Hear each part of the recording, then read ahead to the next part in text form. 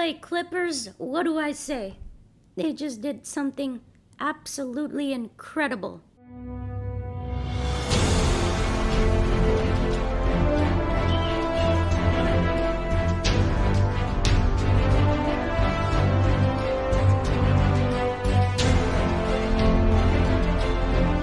Hey everyone, and welcome back to another video on Mon of Sports Talk. And in this video, I'm talking about those LA Clippers.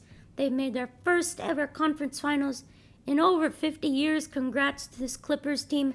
They did something absolutely incredible and impossible that I said in the title. This team, they showed some resilience. They showed some guts out there. And when Kawhi Leonard went down after game 4, it was kind of getting bad for this Clipper team. Not really a lot of expectations for them to get it done against the number 1 seeded Jazz. Even I thought, I wasn't really sure whether they could do it, but the Jazz, they're very unproven. Same thing with this Clipper team. And you have Paul George. Paul George not really considered the best, and boy did Paul George prove the haters wrong, man. And it's time to give him credit. But the Clippers, I just cannot say what an incredible roller coaster of a season it's been for them so far. And this is their second 2-0 deficit they've overcome in these playoffs, and it's been absolutely spectacular. I've never seen a team do what they've done without their main star, Kawhi Leonard. Tie game, 2 games apiece, going into game 5, a hostile environment in Vivint Smart Home Arena in Utah. So bad, those fans go crazy over there. It's really, really tough to win. Not really tough to win, it's just really, it just comes at you. And they just got it done. It didn't matter. The Jazz shot pretty good this season, especially in this series, but it didn't matter because the Clippers shot better, which is incredible. Consistently over 40% from 3, and they deserve to win. They really, really deserve to win. That hostile environment, game 5, they win 119-111, where they shot 51% from the field, 40% from 3, and they were down by 5 at the half. And then they outscored the Jazz by 14 points. It was just really, really crazy. And they kept fighting every time they had an answer. They just wouldn't go down. And they would just keep coming up with clutch buckets and clutch offensive shots. It didn't matter how they would do it. If somebody would step up, whether that be Reggie Jackson, Paul George, Marcus Morris, Nick Batum, Patrick Beverley even. Somebody's going to step up on this team. And then game 6, what do I say? That was by far one of the most incredible comebacks I have ever witnessed. Obviously, we saw the Hawks do that.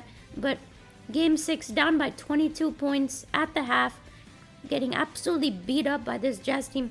Not really physically beat up, but shooting-wise. This Jazz team was shooting lights out at the first half.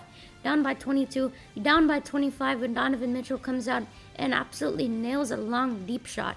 And then here they come. Clippers come right back and outscored the Jazz 41-22 in that third quarter, plus 19 in that third, due to Terrence Mann, who I'm going to talk about later. And then 40-25 in that fourth quarter, outscored them by plus 15. This team, the Clippers, they won 4 straight games against the number 1 seed, and totally well-deserved. And by the way, without Kawhi Leonard games 5 and 6, the Utah Jazz could not win a single game, which is utterly just embarrassing, honestly, and they deserve to lose. Because if you cannot beat the Clippers without their main star, right, for 2 straight games, man, get out. You don't deserve to be in these playoffs. And they did it. 51% from 3 in game 6. Incredible. 57% from the field.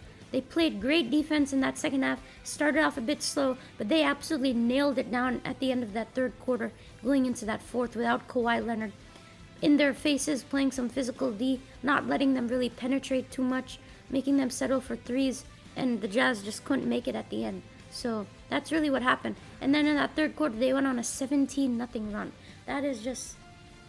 That's crazy. How you go on a 17-0 run? That tells you how bad Utah is and how good the Clippers are playing. When the Clippers step it up, they're one of the best teams in the league, and this is without Kawhi Leonard as well. Now let's talk about the man of the hour, you could say. I know we saw game 7 yesterday, but Terrence Mann, he came out of nowhere. Literally, a man is being born right here. He came out of nowhere. A star. He's in the playoffs. Star being born in these playoffs. A legend. He gets in the starting lineup for game 6. This is his first start, in a long time. He scores, guess what? 39 points in 36 minutes. Get this straight, 15 out of 21 from the field. That's good for 71%. 7 out of 10 from 3. That's good for 70%. And he was the reason why the Clippers won and made this epic comeback. And it was some kind of showing for the ages, wasn't it?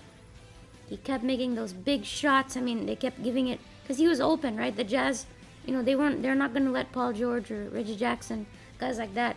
They want the unproven guy, Terrence Mann, to do something. And boy, did he do that. I mean, he took advantage of that. He is so confident, so energetic. That's what I really love about him.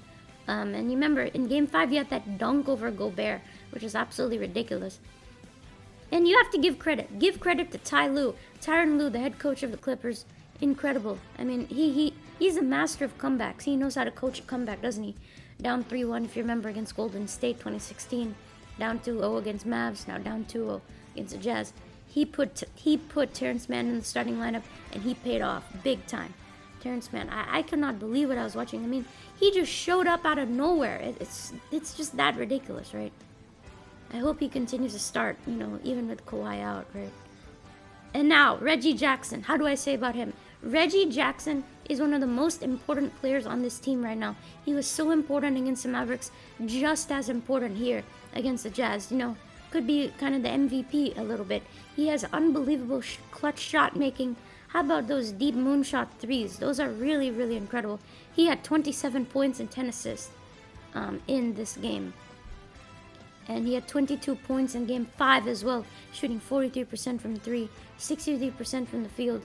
And also he went off in Game 3 as well, 5 out of 6 from 3. So Reggie Jackson, he's so clutch, right? Can drive and get to the basket, can hit those threes, right? And then he can play those defense on the back end. So it's really important. And then Nicolas Batum, the Frenchman, he's kind of been forgotten on this Clippers team, but he's so important.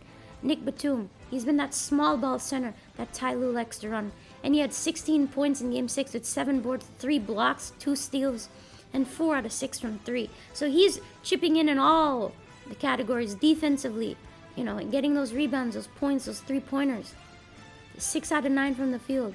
And in Game 4, he had 17. Game 3, he had 17 as well with 4 threes. So great defensively, the veteran. You have so many different pieces here that have been consistently delivering. And then, Paul George. What do I say? Playoff P is back. He's exercised his playoff demons. And Paul George, welcome back. PG-13 Playoff P. Unbelievable. He stepped up big time. Without Kawhi Leonard, he is the leader of this team, and he got it done. He delivered. It's time to give him credit for what he's done. PG hasn't come out big before, but this time he got it done in a big moment. 37 points in Game 5, one of the biggest moments of his career. Game 5 on the road, 16 rebounds as well with 5 assists, 10 out of 11 from the free throw line, 55% from the field. And in Game 6, he steps it up in the second half, 28 points, 9 rebounds, 7 assists, 3 steals. But they've got a difficult task with the Suns team now. The Suns are not the Jazz. They're different. But either way, Paul George, he stepped up as a leader, no doubt. And then the Jazz, what did I say? Donovan Mitchell, he's played so great. He's a beast in the playoffs. So, Donovan steps up his game, even with slight injuries. But he never gets the help he needs. I mean, he had 39 in Game 6 after 37 in Game 4, 37 in Game 2, and 45 in Game 1. I mean, he's putting up points, but he's not getting that help. Where is Rudy Gobert? He's supposed to be the Defensive Player of the Year. He did not play well at all. He got beaten up, and he consistently disappears in these playoffs. Joe Ingles in and out. Clarkson, inconsistent. Bogdanovich, inconsistent. Who's going to help Donovan Mitchell? The Jazz just cannot do it. They relied too much on their three-pointers. They don't have a good enough system, and Quinn Snyder is not doing good enough, honestly. This Jazz team should be embarrassed, like I said. Number 1 seed. Without Kawhi Leonard for both games, they lose both. And O'Neal was also inconsistent. And then Clarkson didn't show up. No other clutch players, like I said. And that's a season for the Jazz. But congrats to the Clippers. What a team. What a victory. So hope you guys enjoyed this video. And I'll see you in the next one.